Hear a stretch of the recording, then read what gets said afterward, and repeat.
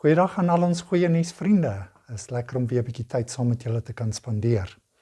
Nou, hierdie kwartaal praat ons 'n bietjie rondom die karakter van God, die natuur van God. En in die week toe lees ek Matteus 5, waar Jesus die saligsprekinge uitspreek. En ek sien hoe Jesus die karakter beskryf van 'n geseënde van die Here. Maar wanneer Jesus iets sê of beskryf, dan is dit ook gewoonlik 'n weerspieëling van sy eie karakter. So wanneer ons hierdie gedeelte deurgaan oor die saligsprekinge van Jesus, dan sien ons ook sy karakter daarin.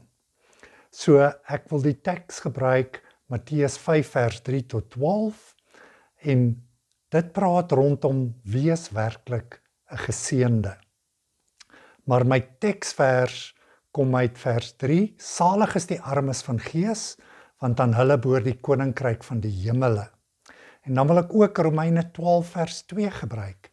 En word nie aan hierdie wêreld gelykvormig nie, maar word verander deur die vernuwing van julle gemoed, sodat julle kan beproef wat die goeie en welgevallige en volmaakte wil van God is.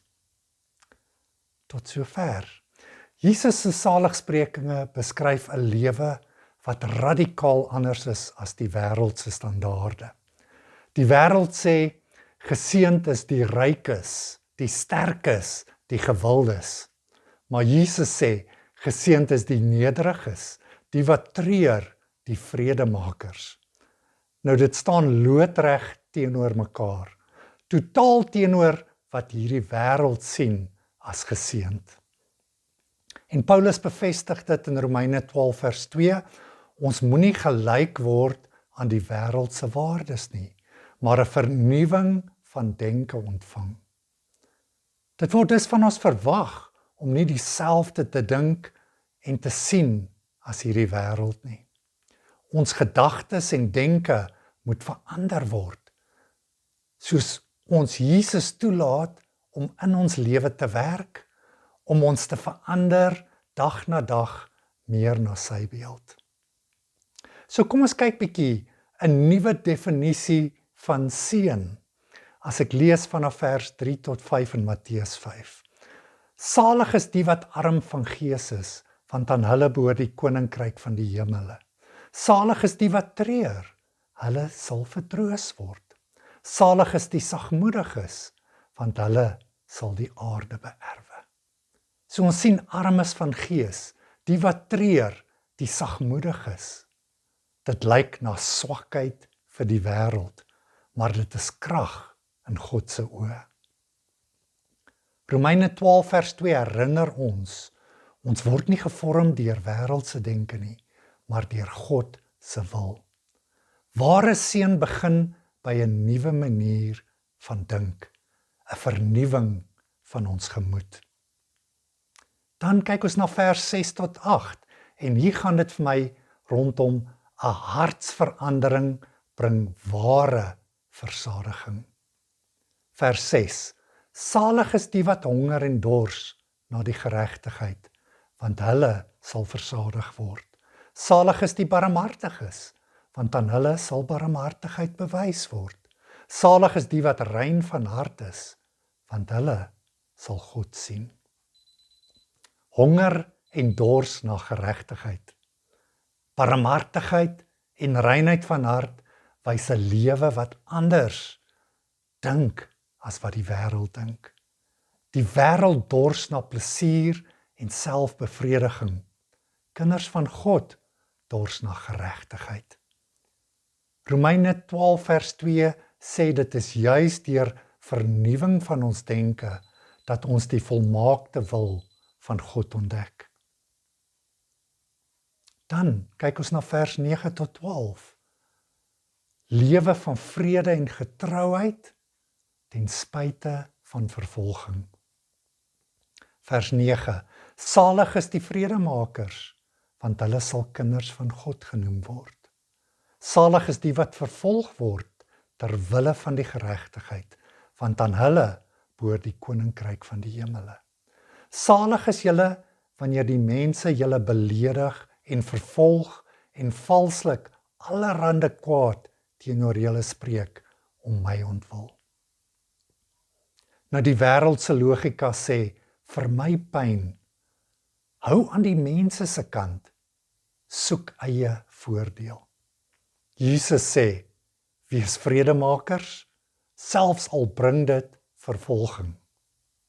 Nou weer eens, Romeine 12 vers 2, help ons verstaan dat dit net moontlik is as ons denke deur die Heilige Gees verander word. Wanneer ons nie gelykvormig word aan die wêreld nie, maar aan Christus, kan ons selfs onder vervolging bly staan. Romeine 12 vers 2 roep ons tot dieselfde waarheid. 'n ander manier van dink, 'n ander manier van leef, 'n ander manier van seën, God se manier, nie die wêreld se nie. Wanneer of waar jy soek na seën, waar sal jy gaan soek? Sal jy soek in die wêreld of sal jy soek by Christus? Laat die Here jou denke vernuwe sodat jy kan leef volgens hierdie saligsprekinge wat hy uitgespreek het. Maar soos ek daar in die begin gesê het, alles wat Jesus sê, alles wat Jesus doen, reflekteer sy karakter, sy manier, sy persoonlikheid. So kom ons kyk 'n bietjie daarna. Punt nommer 1, armes van gees in vers 3. Nou Jesus het homself verneder toe hy die hemel gekom het, sê Filippense 2 vers 6 tot 8. Hy was volkome afhanklik van die Vader en het homself nooit verhef nie. Hy het nederig gebly. Nommer 2, die wat treur volgens vers 4. Jesus het gehuil oor Jerusalem, Lukas 19 vers 41. Hy het saam getreur by Lazarus se graf, Johannes 11 vers 35. Sy hart is gebreek oor die gebrokenheid van die wêreld.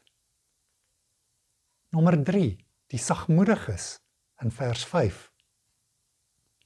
Jesus beskryf homself, leer van my, want ek is sagmoedig en nederig van hart. Matteus 11 vers 29. Hy het nooit met geweld sy koninkryk kom vestig nie, maar in sagmoedigheid en in liefde. Nommer 4, honger en dors na geregtigheid in vers 6. Jesus het sy hele lewe gewy aan die wil van die Vader. My voedsel is om die wil te doen van hom wat my gestuur het, sê Jesus in Johannes 4 vers 34.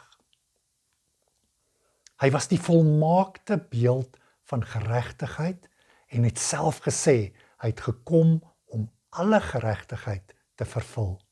Matteus 3 vers 15. Nommer 5, die barmhartiges, soos in vers 7. Jesus het medelee gehad met die skares, sê Matteus 9 vers 36. Hy het melaatses aangeraak, blindes genees, tollenaars vergewe. Hy het barmhartigheid betoon selfs aan die wat hom gekruisig het. In Lukas 23 vers 34 sê hy, Vader, vergeef hulle. Nommer 6, die rein van hart. Jesus was sonder sonde, sê Hebreërs 4 vers 15. Sy hart en motiewe was altyd rein en gefokus op die Vader se eer, niks vir homself nie. Hy het volmaak God gesien en hom geopenbaar aan die wêreld. Johannes 14 vers 9. Punt nommer 7, die vredemakers. Jesus is self die vredevors, Jesaja 9 vers 6. Hy het vrede gebring tussen God en mens deur die kruis, Kolossense 1 vers 20. Hy leer, vrede laat ek vir julle na, my vrede gee ek vir julle, Johannes 14 vers 27. Punt nommer 8, die wat vervolg word ter wille van geregtigheid. Jesus is die volmaakte voorbeeld van vervolging. Hy is vals beskuldig, gespot, geslaan en gekruisig. Al het hy geen sonde gedoen nie.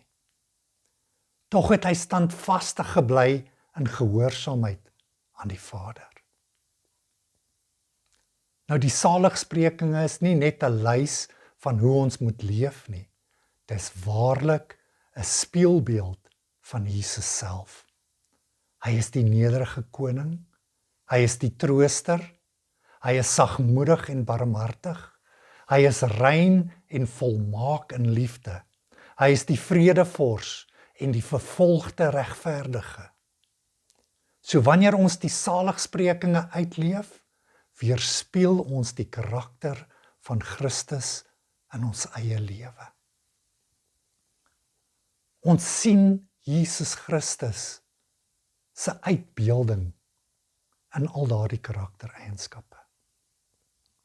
As ons dan om ons kyk in hierdie wêreld, wat God se natuur laat lyk asof hy wreed is, dat hy net sy kinders wil straf, dat hy hulle in moeilikheid indruk, dan kyk ons na hierdie karaktereienskappe en ons sien daardie sagmoedigheid, geregtigheid wat Jesus vertoon het. Sal ons nie maar bly by woordwaarhede en nie wat op sosiale media gesê word nie. Kom ons bid saam. Hemelvader, dankie Here vir hierdie geleentheid om weer tyd in U woord te spandeer. Om woordwaarhede raak te kan sien. En Here, ons weet, alles wat U vir ons gegee het in die woord, is daar tot lering, opbouing en onderrig. En dankie Here dat ons weer eens die rykdom van die woord kon oopmaak tydens hierdie geleentheid. 'n diepere betekenis raak kan sien, soos wat net U vir ons kan openbaar. Help ons Here, dat ons in hierdie tyd ons oë gefokus sal hou op U, en nie op die wêreld en dinge wat om ons aangaan nie, maar dat ons getrou sal bly, soos wat U getrou was, Here. Ek loof en ek prys U naam. Jesus, U alleen is ons rots en ons vesting. En ek dank U daarvoor. Amen. Baie dankie vir julle tyd.